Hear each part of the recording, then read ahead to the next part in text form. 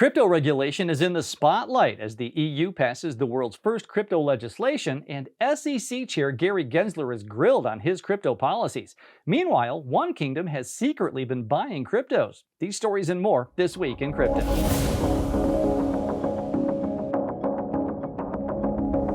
Hi, I'm Nate Martin from 99bitcoins.com, and here's what's happened this week in crypto. Lawmakers in the European Union have voted in favor of the Markets in Crypto Assets, or MiCA legislation, establishing a new crypto licensing protocol. The rules would impose a number of requirements on crypto platforms, token issuers, and traders regarding transparency and disclosure. The parliamentary approval paves the way for the EU to become the first major jurisdiction in the world to enact a comprehensive crypto law.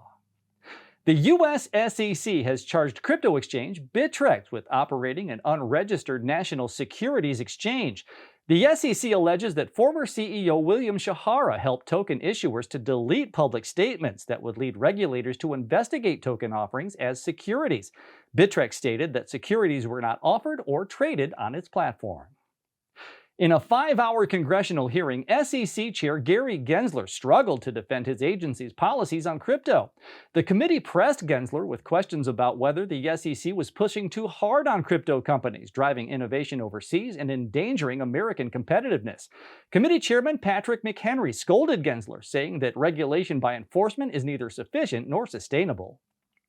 TrueUSD, a previously little-known stablecoin, now makes up the largest Bitcoin trading pair in the world, as its market value has risen by $1 billion over the past 2 months. One major contributor to its growth was Binance, which scrapped zero-fee Bitcoin trading promotions in March, except for Bitcoin to TrueUSD, increasing demand for the stablecoin. Intel has ended the production of its Bitcoin mining chip series called the Blockscale. Customers can still order new chips, but shipments will end in April of 2024.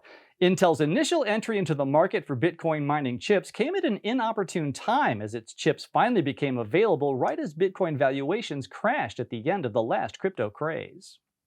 Nearly a month after his arrest in Montenegro, Kwon, co-founder and CEO of Terra Labs, has been indicted. Prosecutors have accused Kwon of using a fake passport and other identification documents while attempting to flee the country.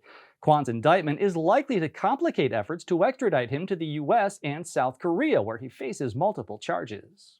The Solana Foundation has launched an emissions dashboard to track the carbon footprint of servers powering the Solana blockchain in response to recent criticism. According to the dashboard, total output to run the Solana network is equal to just 8 transatlantic flights per year, as servers emitted less than 11,000 metric tons of carbon dioxide over the past 12 months. The investment arm of the government of Bhutan, Druk Holdings and Investment, has reportedly invested millions in cryptocurrency.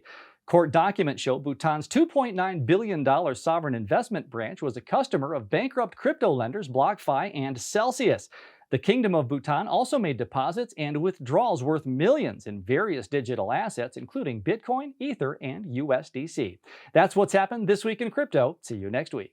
If you've enjoyed this video, leave us a thumbs up, subscribe to the channel, and click the notification bell so you don't miss a review, news update, or the clearest information about Bitcoin and cryptocurrencies anywhere.